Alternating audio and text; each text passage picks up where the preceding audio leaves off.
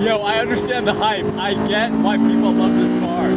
Ladies and gentlemen, what an exciting day. Today I'm driving a Honda S2000 for the first time. This is a 2008 AP2, super clean example. It has 100,000 miles, but it does not look it. And it's also mostly stock. So the owner has only done 2 minor mods. We have a titanium shift knob, as well as a K&N cold air intake. Other than that, bone stock. We have OEM brake pads even, and we have Michelin Pilot 4S tires. Now, first impressions. When I first got into the car and started driving, I said, God damn, this is a nice transmission. The shifter feels amazing. It's just like so notchy, it's so tight. The issues I had with Fenton's NSX that you can watch right here, in that video, you'll see that I misshifted a couple times, like I couldn't get it into 4th for some reason.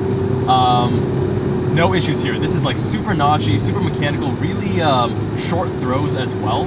And going across gears, I'm kind of sensitive to that. In terms of like, I pay attention to how quickly or how smoothly, how easily it goes into gear. And phenomenal. This transmission, this gear selector just feels so right. Now, second impression, as you guys know, I'm very much a stickler for when it comes to steering. And this is the first generation EPS from Honda.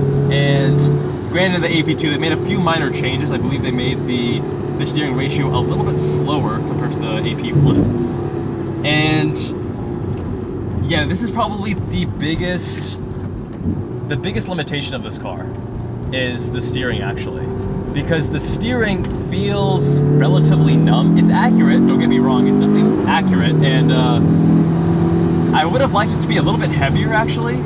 From the reviews that I have seen, I was expecting this to be heavier, significantly heavier than an FRS, BRZ, GR86, Miata, things like that, and I actually don't necessarily feel that's the case. I feel that the weighting is similar. I would need to drive them back to back to be totally certain. But the main issue I have with the steering is not so much the weight, it's actually the feedback or lack thereof. I'm not getting much information transfer from the road. And in a small sports car like this, that definitely is somewhat of it's a notable limitation that I don't think enough people really focus on. But beyond that, this car is fantastic. Like this, look at the engine. In the AP2, we go to 8,200 RPM, not 9,000. But goddamn, it sings, especially with the top down and the windows down, which for audio, for you to be able to understand me, we're not doing yet. We'll do that later in the video.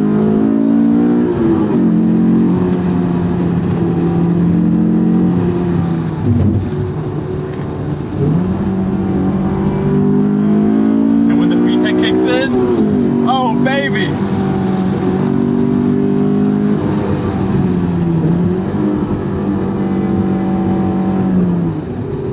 So I did a run on this road earlier, and in terms of driving impressions, I'll say that it's extremely rewarding. It is a little bit twitchier than a car like the GR86 or BRZ.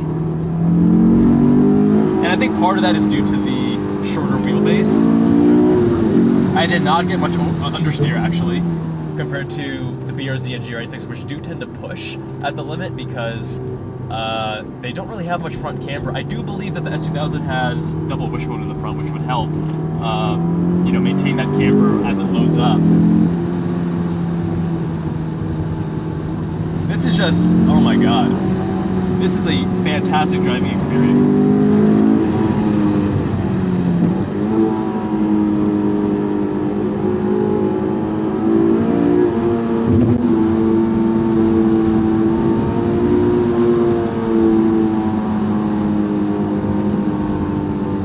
You have the sound, you have the transmission. Oh, the pedal placement. The pedal placement here, I was telling the owner while we were driving how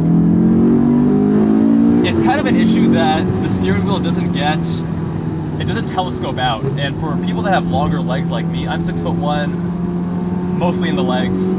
It's a little bit harder for me to get positioned how I'd like. I wish the pedals were a little bit further because it's harder for me to be as consistent heel towing and such. But even despite not being totally at the right position, I've still been able to heel toe and shift and do my footwork without much issue, which I think speaks to the emphasis that Honda placed on driving focus and driving ergonomics. Because even like the selector is right here, it's so close to the wheel, everything just feels, it just feels right. It feels purpose built. Even the radio, you know, the radio is covered here so that you're not distracted. You can focus on driving.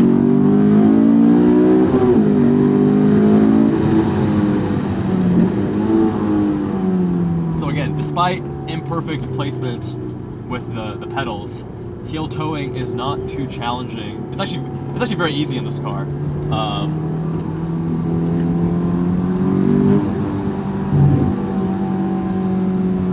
The engine, of course, one of the highlights of this driving experience. The low-end torque is obviously lacking, but when you let the car sing a little bit and you open it up, oh my god, does it sing. Especially when VTEC kicks in. Around, what is it, 5,500, 6,000 RPM is when I notice a little jerk back. Alright, now we got the top down. The way that this car was meant to be driven and experienced.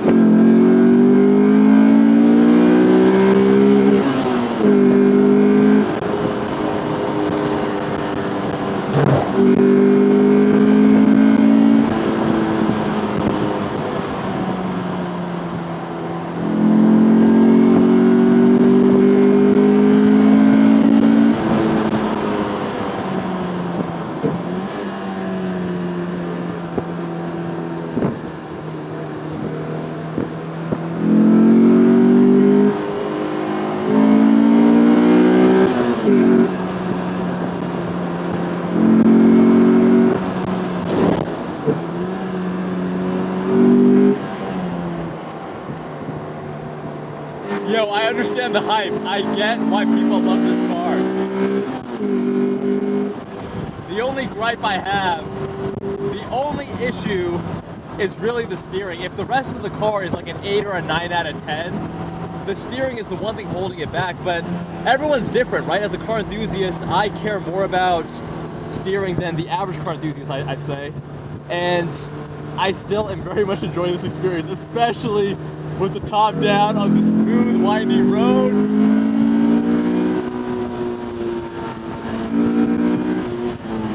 Oh yeah, even the way it handles these bumps, this car is so well sorted out, even stock.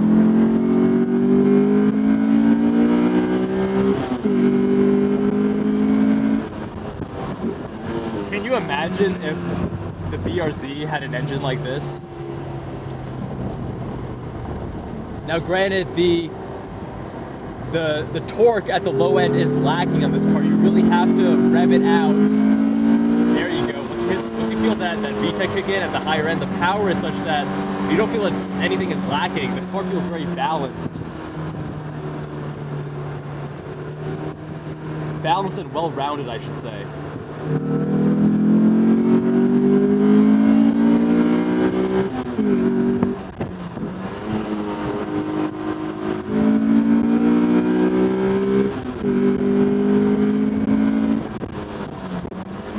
Now, one thing I'm curious about is actually driving an AP1 with a 9,000 RPM redline. Obviously changes the experience a little bit.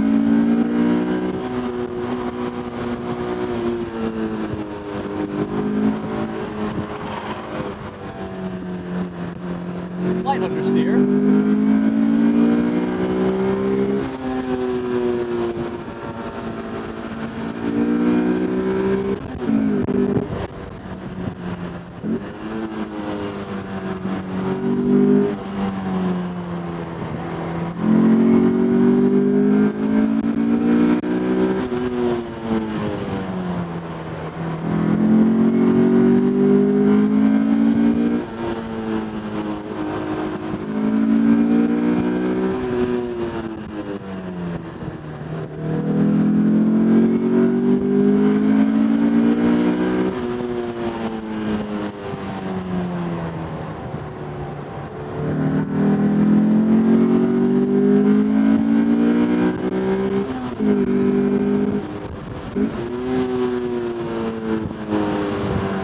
Now I hear with the AP2, if I'm not mistaken, the gearing is actually a little bit shorter. The gearing is shorter from the first 5 gears, and then the 6th gear they made longer. But that makes me feel like with the AP1, if the gearing is longer, is that an issue? I don't know. I'll have to find out when I drive one. But then that also has a higher red line. God, this car is so good, man. What an experience.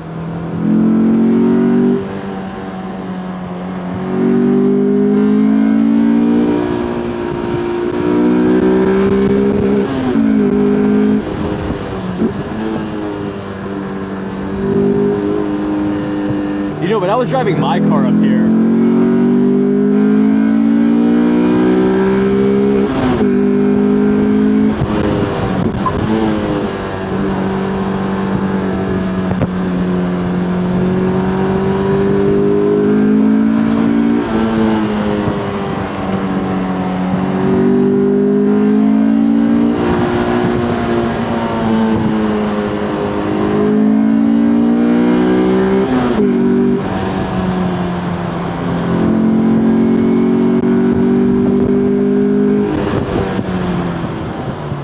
oh my God, guys, what an experience. I'm not sure how the audio is when with the windows down and the top down, so I'm gonna put this back.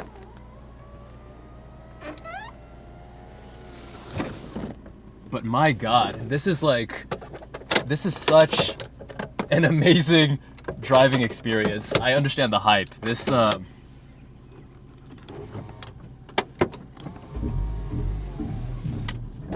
is such an amazing car. The fact that this came out over 20 years ago, I mean, this is the 2008 model year, but when the Honda S2000 was first released over 20 years ago, it's just amazing to me how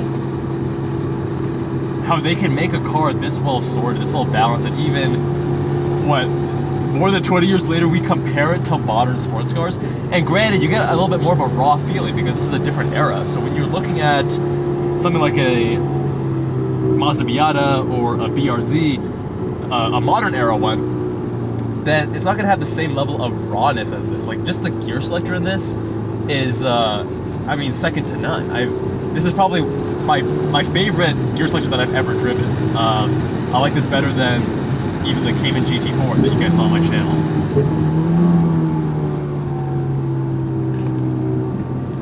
But part of it, I mean, when you actually dissect it out, and you can argue that with an experience like this, the sum of its parts are greater. So, you know, the engine, it has a beautiful character, it sings. I mean, this one doesn't scream to 9,000, but this is still such a better engine than like a GR86 or a BRZ.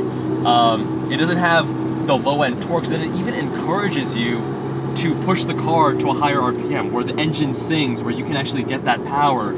And with the top down, with the convertible experience, with the amazing gear selection, with the ergonomics, everything just dialed in for the driver, with the pedal box. Like, the pedal box being as good as it is, I mean, I'm like, look how bent my knees are, and I'm still able to heel toe this without issue.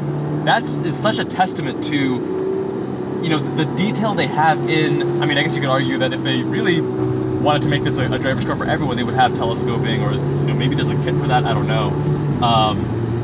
But the fact that I can still heel toe with my legs being so bent, it just feels easy. You know, I've driven an NA Miata where the pedal box was too tight and it was harder for me because I wear size 13 shoes, but here, no issue. The one thing that you want to keep in mind, obviously, is what's the purpose of the car. So with a BRZ, that can be your daily driver. It is so practical, amazingly practical. I fit my bike in the back of mine. I have a 58 centimeter road bike, and yeah, with this car, obviously you're not doing that, but this is your fun toy. This is your second vehicle. This is your weekend canyon carver, if you will. Now, I'm going a little bit easier right now because even from that uphill stint, I didn't expect the brakes to get as overworked, as cooked up as they did. But these are OEM pads, so not going to be as durable as a more track-focused or more aggressive compound. So we're going a little bit lighter now on the way back down. You know what's interesting is that this car and the BRZ are essentially the same weight. They're right around 2,800 pounds. And yet, for some reason, this car feels a little bit lighter to me. If you didn't tell me that they were the same weight, I would have guessed that this is maybe 26, 27 tops. And I wonder why that is. I'm not quite sure, actually. I think that maybe it's because of how the chassis is tuned, the suspension dynamics, how it feels very nimble. Maybe because it's a little bit more twitchy than the BRZ. That could be due to a shorter wheelbase. It doesn't feel quite as light as a Mazda Miata, obviously. Ha, nice. Look at those donuts. All right, guys.